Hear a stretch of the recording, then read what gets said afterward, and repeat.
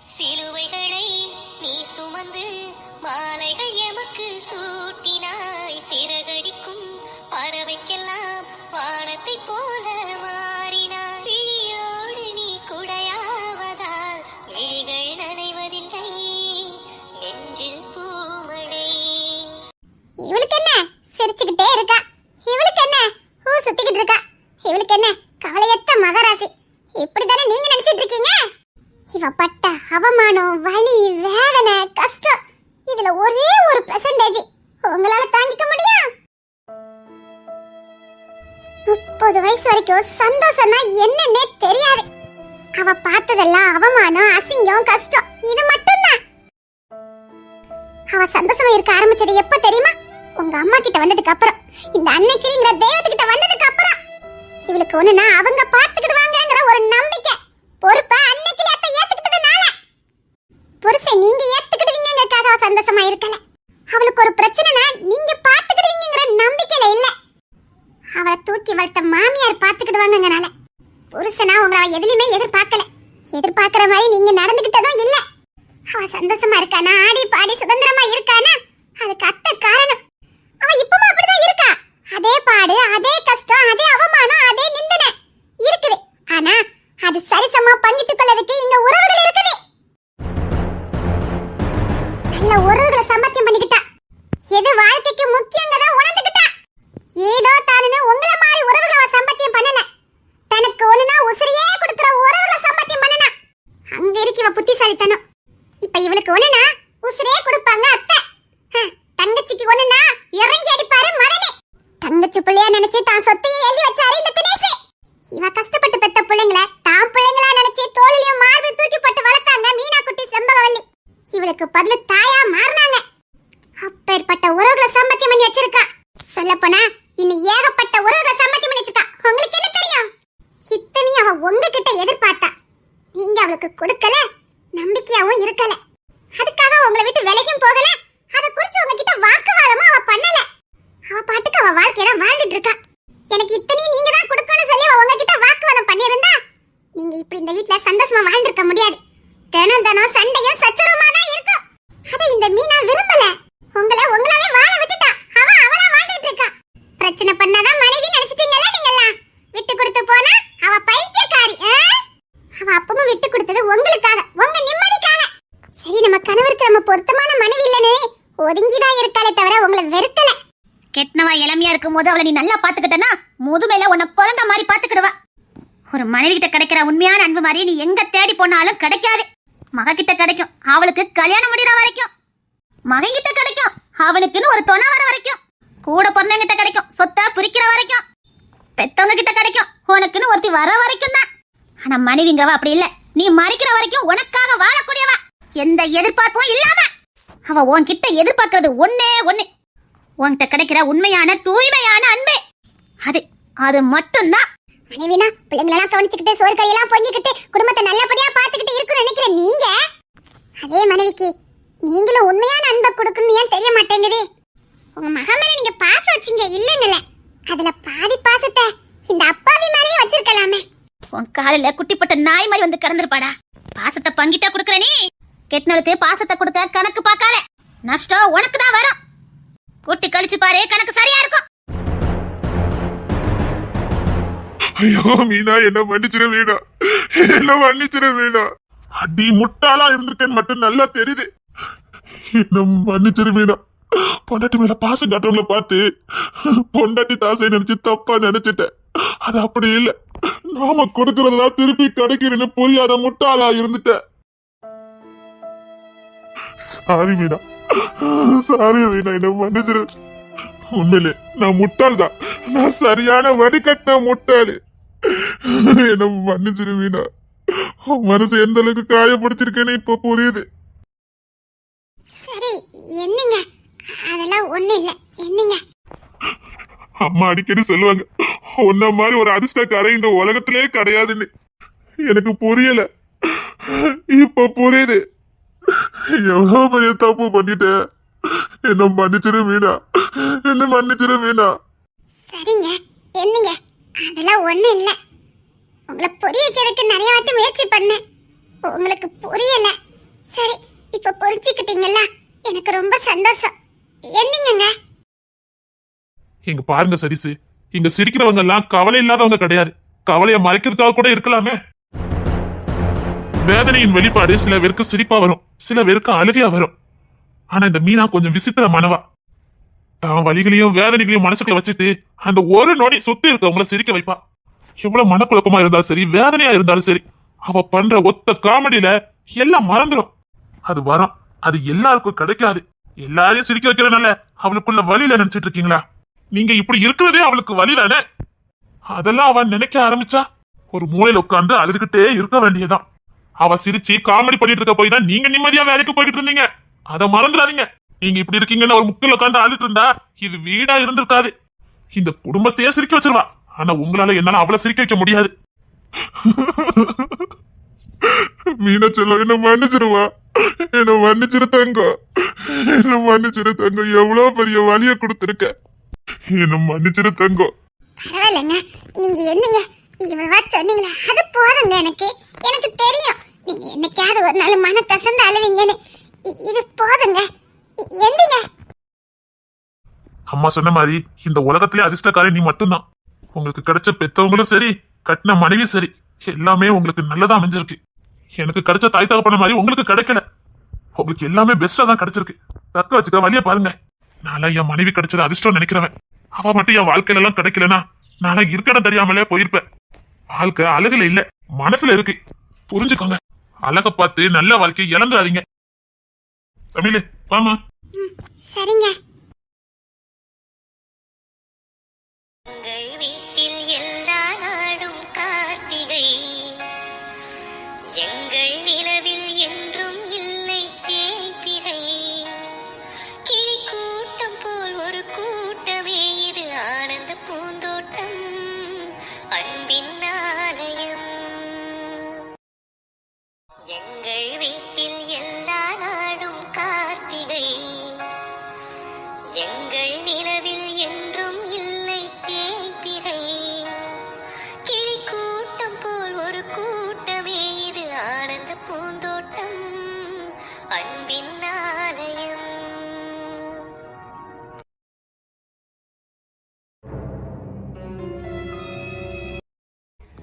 அன்பும் பாசமும் நிறைந்த என் அத்தை, எனக்காக என்ன வேணாலும் செய்யக்கூடிய என் அத்தை. அத்தைங்கிற வார்த்தைக்கு உசுறு கொடுத்த ஒரு உறவுனா அது நீங்க மட்டும்தான் அத்தை. உங்ககிட்ட நான் எதையுமே மறைக்கல, மறைக்கவும் மாட்டேன். ஏன்னா என் அத்தை என் மேல வச்சிருக்கிற பாசம் 100% உண்மையானது, தாய்ப்பால் போல தூய்மையானது. அந்த அன்புக்கு நான் எப்பவும் பாத்திரவானா இருக்கணும்னு தான் இந்த லெட்டரை நாங்க எழுதி வச்சுட்டு போறேன். உங்களுக்கு நல்லாவே தெரியும், என்ன காணணும்னு நீங்க தேடி வர இடம் இதுவாதான் இருக்குன்னு எனக்கு தெரியும். அதான் இங்க விட்டுட்டு போறேன் ஆதாரத்தை. உங்ககிட்ட சொல்லிட்டு போலான்னு தான் ஆசை. ஆனா சொன்னா நீங்க விட மாட்டீங்க. எனக்கு இதுல விருப்பம் இல்லை, ஆனா வேற வழி தெரியல. இது அப்பா எடுத்த முடிவு. எனக்கு கட்டுப்படுறதை தவிர வேற வழி தெரியல.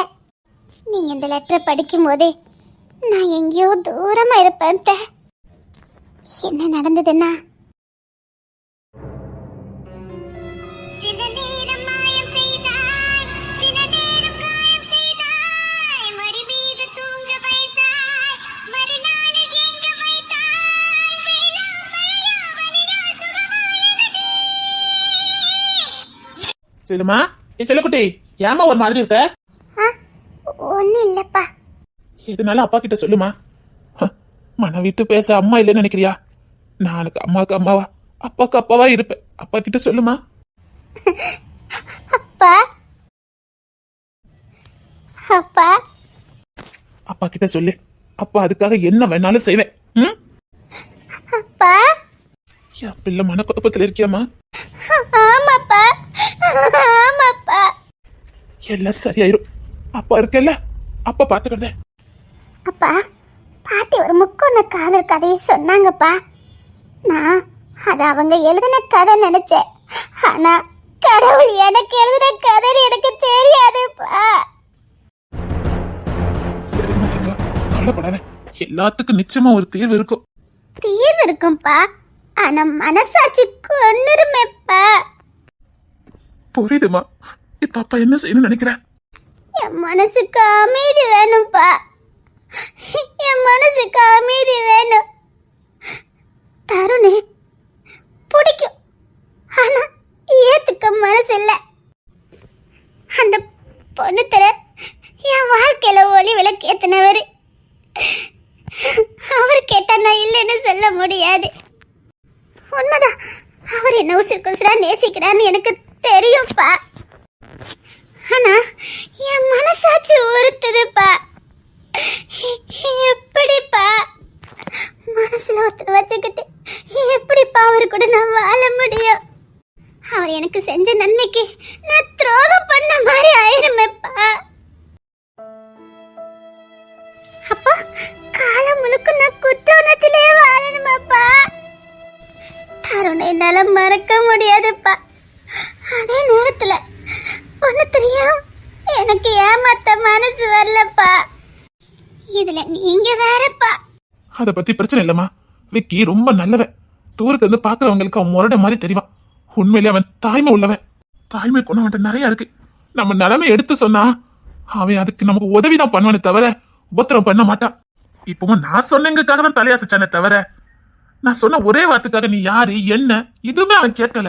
இப்ப நான் அவன்கிட்ட போய் இப்படி ஒரு நிலைமைன்னு சொன்னா அதுக்கு அவனே தீர்வு சொல்லிடுவான். அவன பிரச்சனையே இல்லம்மா. இருந்தாலும் ஏமாத்தின மாதிரி ஆயிருமேப்பா. எப்ப நீங்க அவட்ட போய் சொன்னீங்களா அந்த ஒரு நொடியே அவன் கனவு காண ஆரம்பிச்சிருப்பானேப்பா. ஏம்மா, எல்லாருமே வாழ்க்கையில ஒரு வாட்டி கனவு காண்கிறதுதான். அந்த கனவு எல்லாருக்கும் நிறைவேறாது. அதுக்கப்புறம் அது கடந்து போய் தானமா ஆகணும். அப்பா சரிப்பா, நீங்க சொல்றது சரிதான். ஆனா என் மனசாட்சி எனக்கு கொல்லுதேப்பா. எனக்கு இருந்தாலும் நிம்மதி இல்ல, உட்கார்ந்தாலும் நிம்மதி இல்ல. எனக்கு ரொம்ப கஷ்டமா இருக்குப்பா. சரிம்மா, இப்ப நீ என்னதான் செய்ய நினைக்கிற? எனக்கு விடுதலை வேணும்ப்பா. எனக்கு விடுதலை வேணும்ப்பா. எல்லா பிரச்சனையில இருந்தும் எனக்கு விடுதலை வேணும். என்னால யார் மனசு காயப்படக்கூடாதுப்பா. அதான் தருண் கூட வாழ முடியாதுன்னு சொல்லிட்டியே. பொண்ணுத்துற மாதிரி ஒரு பையன் கிடைக்கிறதுக்கு கொடுத்து வைக்கணுமா? ஏன் கேட்கறதுக்கே தகுதி இல்லைன்னு நினைச்சேன். ஆனா உன்னை விரும்புதான்னு அன்னைக்கு எப்ப சொன்னதுக்கு அப்புறம் தான் எனக்கு சந்தோஷமா தான் இருந்தது. ஆனா ஓ சூழ்நிலை தகுதி நான் வெளியில காட்டிக்கல. புரியுதுப்பா, என்ன நல்லா பாத்துக்குவான்னு எனக்கும் தெரியும். ஆனா என் மனசு உங்களுக்கு புரியுதான்னு எனக்கு தெரியலப்பா. தருண உசுறு குசுரா நேசிச்சேன். அவன் கூட வாழ போறேன்னு கனவெல்லாம் கண்டேன். ஆனா இப்போ அதான் உன்னை ஏறெடுத்து பார்க்க மாட்டேக்கானேமா. இல்லப்பா, புரியுது.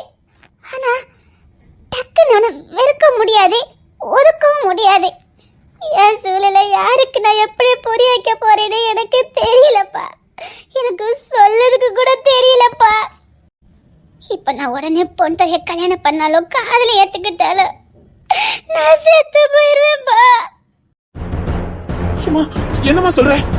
எனக்கு கொஞ்சம் அமைதல் வேணும், கொஞ்சம் காலம் இடைவெளி வேணும்.